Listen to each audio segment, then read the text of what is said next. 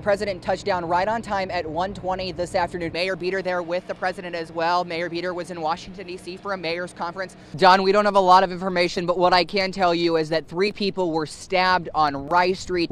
This motorcade is going to then head to Boise State, where he's expected to speak on the economy. We've heard a lot about the economy. You heard it last night, his State of the Union, his community college plan, giving 2 years of community college to anybody willing to work for it and maintain a 2.5 GPA free.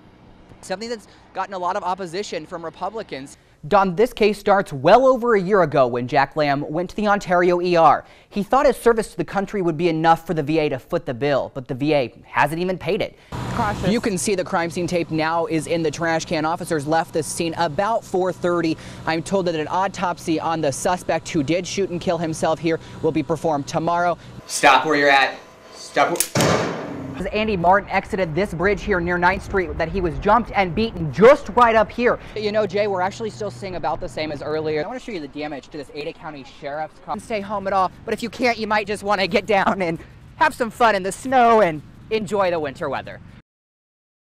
This case starts well over a year ago when Jack Lamb went to the Ontario ER. He thought his service to the country would be enough for the VA to foot the bill, but the VA hasn't even paid it. Today, Jack learned a second trip to the ER won't be paid either. The big island in the middle, the appliances were like 1950s appliances. You know. Jack Lamb has a love for renovations. This is what's underneath the carpet, which is really actually pretty cool. And a frustration with the VA. This is an example of somebody that made a mistake and doesn't want to own up to their mistake. It all started when Lamb, a U.S. Navy veteran, went to a non-VA hospital in November of 2013. He was having trouble breathing. I would tell you of all the times I've been to the ER, which is like 1,000,000 times, that was the scariest one. As what's described as a 100% service-connected veteran, the VA is supposed to pay for all of Jack's medical bills. However, the VA refused to pay for his services, forcing Medicare to pick up the tab, leaving Jack responsible for about a $200 portion of the bill. The VA cares more about the cost per treatment of the veteran rather than the health of the veteran. The reason for denial? Jack's inability to breathe was deemed not a life or death situation. Somebody at the VA just says, oh, it wasn't life and death. Well, look up their own policies and procedures. It doesn't say it had to be a life or death situation for me to go to the ER. Jack's right. The VA's website clearly states all services necessary to stabilize a veteran at a private hospital will be paid. So why weren't Jack's? Over the past 6 months since Jack reached out to On Your Side, I've made numerous attempts via phone and email to contact the VA. I'm calling in regards to a story that I've left you several voicemails and emails for. All of my inquiries have gone unanswered. Jack says he's encountered the very same problem. And they do this constantly because they want you to give up. They want you to give up and go away, because if you give up, they don't have to treat you at all, do they? What I would love is an apology. That's what I would love. Oh, we messed up. Now, as far as that second bill that Jack was told wouldn't be paid today, he says it's for the same reason: he couldn't breathe. This time, the VA told him he should have gone to a VA hospital, not the closest ER. The nearest VA hospital, 60 miles from where Jack lives. We will continue to try to get answers from the VA and obviously keep you updated on this story. Live in the studio tonight, Chris Oswalt, Today 6 On Your Side. Roland Mayor Beater is in Washington for a conference of mayors from across the nation. When he heard the president was headed to town, he took the risk and asked to fly back with the president. When Air Force One landed at Gowan Field Wednesday, everyone knew President Barack Obama would soon be walking off. What many didn't know was Boise Mayor Dave Beater would be by his side. Your mayor, Mayor Beater, is here.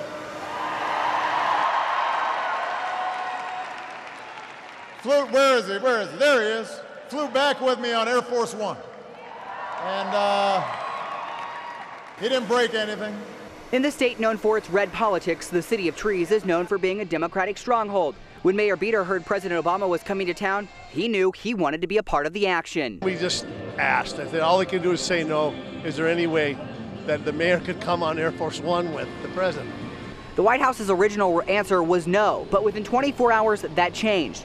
Mayor Beater was granted access and would soon be flying inside a plane that no one could imagine. Everything it should be, it was. You know how your idea of things often, exceeds what it's actually like. Not in this case.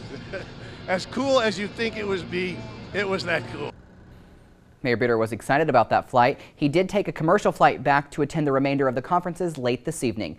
Live in the studio, Chris Oswalt, Fox 9 on your side. Don and Michelle, officers trained for the worst. Pulling their guns is always a last resort. Today I went through one of just many trainings officers go through to prepare themselves for that worst case scenario. Drop the gun. First shot, second shot, and that's it. So I fired 2 shots and the first one took him out. First one took him out. A routine traffic stop changes in a matter of seconds.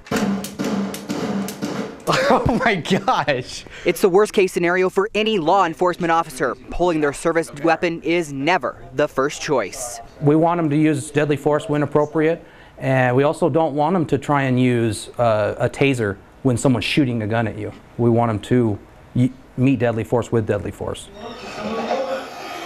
It's why training like this is invaluable. It helps us formulate a plan of what to do so we can run through all these situations. So when we encounter something in the field, it's obviously going to be different, but we'll still kind of have a basic game plan we can go off of. The Ontario Police Department invited us to take part in one of the many trainings officers go through. We simulate radio communication with dispatch, communication with other officers, calls for backup, also use of cover.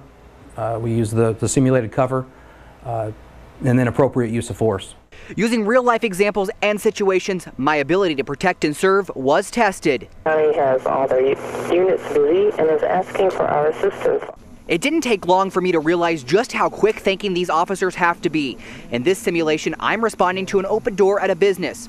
Things seem normal at first. I'm not going back! You won't take me! A split-second reaction, or lack thereof, likely ended up with me being shot.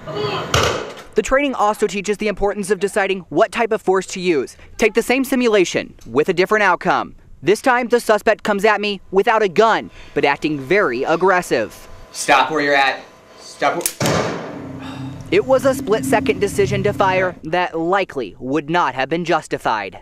Did you see any weapons? No. Okay. So why'd you shoot? For justified use of deadly force, you have to have, we teach it as a triangle, and you have to have the intent, the means, and the opportunity. The training the Ontario Police Department put me through today is used all around the country, and it could save an officer's life. Last year, 50 officers were shot in the line of duty. 15 of them were ambushed.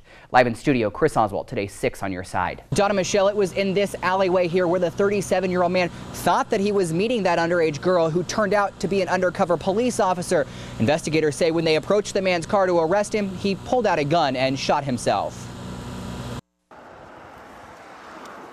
As crime scene tape goes up. You don't see a lot of, crime happen around here. Blocking off an alleyway behind the Hastings, where police say a man wanted for child and enticement killed himself. It's a little concerning, especially because I work right here. People like Erica Supernand find themselves on edge. A little uneasy. This is a quieter, older part of the town, and it's usually pretty kickback. The Ada County Sheriff's Office says it was just after noon Wednesday when officers with the Internet Crimes Against Children Task Force attempted to arrest the suspect, a 37-year-old man. That time, the individual displayed a handgun. We again gave verbal commands to the individual, at which point the suspect turned the gun on himself. Investigators say the man thought he was meeting a 13-year-old female. Detectives and the man have been talking via email and text since November of last year after meeting on Craigslist. Officers wouldn't say what those messages consisted of, but did say it included meeting here at the intersection of Apple and Boise. And we always identify locations that we can mitigate those risks to the public and to our officers. And so we take that into account every time we plan one of these investigations. It kind of opens your eyes. You're not really safe anywhere. You always have to be alert and cautious. You can see the crime scene tape now is in the trash can. Officers left the scene about 4:30. I'm told that an autopsy on the suspect who did shoot and kill himself here will be performed tomorrow. That is when we expect to learn his name. Reporting live in Boise, Chris Oswalt, today 6 on your side.